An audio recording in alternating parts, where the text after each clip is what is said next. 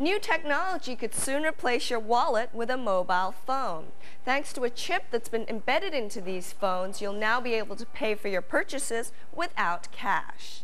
If these trials prove successful, we'll soon be shopping all with our mobile phones.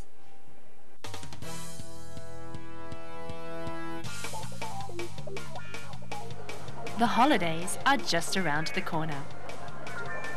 And once again, it's prime time for shoppers. This year, the excitement is not only over the new arrivals or the big sales, there's also a brand new way to pay for those purchases. Although this is just a trial, conducted by NXP, Nokia and Union Merchant Services, customers are showing great interest in it. 谢谢。好了，谢谢。我感觉用这个手机支付啊，这个还是很方便的。那么以前购物呢，钱包里要带很多的银行卡，那么现在呢，一个手机就解决了所有的问题。我觉得用手机买东西是以前从来没有过的，很特别的这种体验，并且很时尚。 The technology behind the mobile payment is called Near-Field Communication, or NFC. As a member of Radio Frequency Identification, or the RFID technology family, NFC is also a contactless identification and interconnection technology. It is also something extra special, as Patrick Henzen, the NFC expert, explains. The difference is very much to do in frequencies, amount of data speeds, modulation, but also very much in distance. I do not want to do a payment that happens a few meters away from me because I don't have control over that. So therefore, deliberately, the technology for mobile payment is kept in a very short distance. The standardization for contactless payments is about 10 centimeters or less.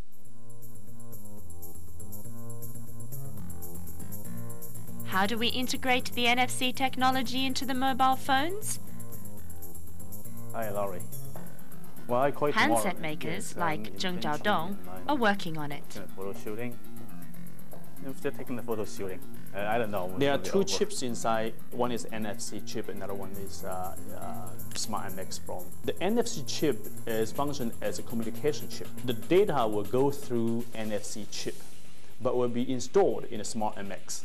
And the information will go through these several pins to the phone.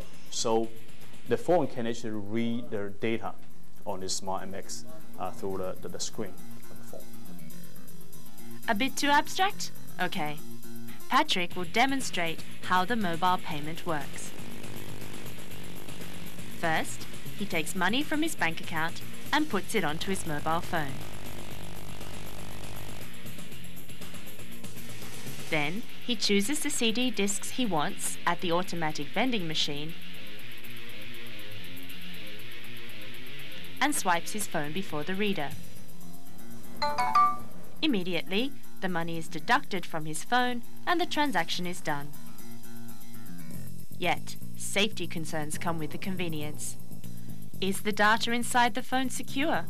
And what happens if we lose the phone? The NFC solution has a smart card IC in the solution. The smart card IC is the place where the banks store the applications that actually retrieve the money. So before a bank allows money to retrieve from the bank account and to put on the mobile phone, they go through a very rigid certification process. The good thing about NFC phone is you can call a service operator to ask them to help close the chip in the phone. So when anyone pick up the phone or stole your phone, whatever, they cannot use the information inside the chip. Okay, and then you can call the service operator to copy another card for you. So this is more secure than a wallet, and it's more convenient to replace if you lost it. Mobile payment is just one option of NFC-enabled phones. In fact, NFC phones can not only act as a contactless card to be read, but also a contactless reader to read a card. Remember this when you see a poster of a newly launched computer game. You can take out your phone and swipe it in front of the poster.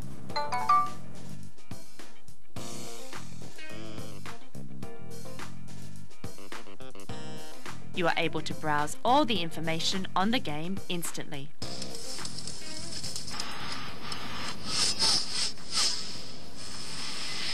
You can even make a purchase through the Wi-Fi network.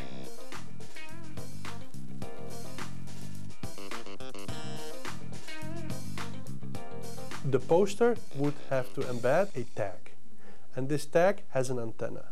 And by generating a magnetic field by the reader, this is being received by the tag, and information exchange can start. The perfect example of both the read and write technologies of the NFC phone is its peer-to-peer transfer of data.